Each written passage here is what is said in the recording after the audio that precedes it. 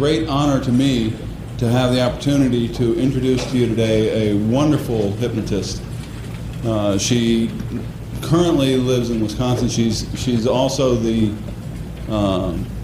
Hollywood hypnotist. She's worked out there a lot.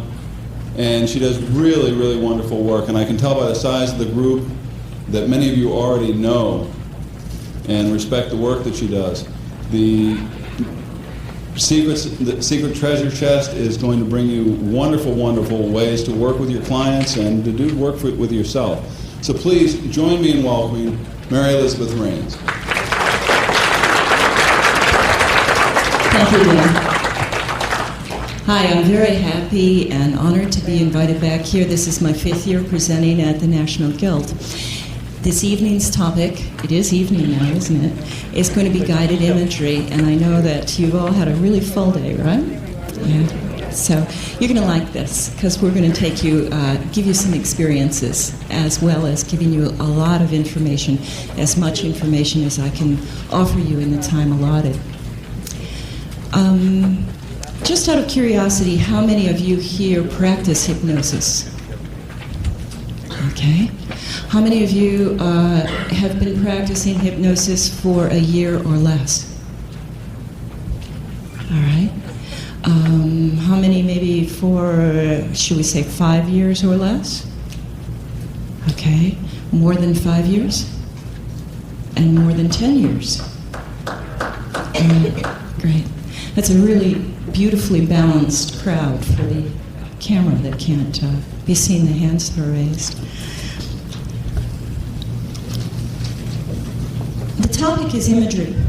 Now, when you're using hypnosis with your clients, you're going to use a variety of techniques. You're going to use suggestion, direct suggestion.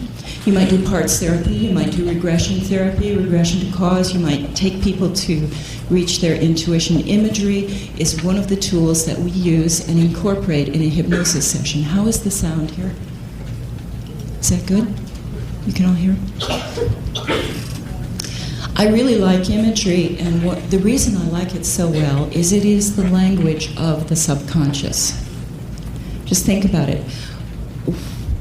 When does your subconscious speak to you? In your dreams, at night, that's right. And say you have a problem to solve. Does your subconscious say, I've got this problem to solve, and weigh the issues? No.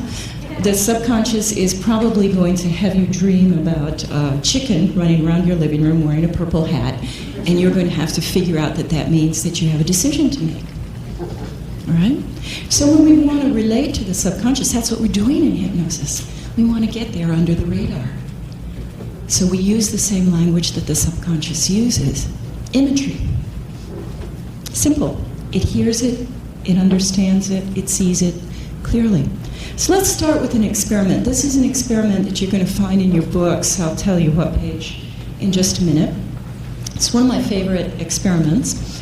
I call it an experiment rather than a test, that I'll do with a client before the session starts. And I actually start out by saying, before we begin the actual hypnosis, and they're already lying back in the chair, their shoes are off, they got the little comforter on, their glasses off, and so, before we actually begin, would you like to do something fun? Nobody's ever said no. By the way, we've learned after 9/11 to call it a comforter. I used to call it an Afghan.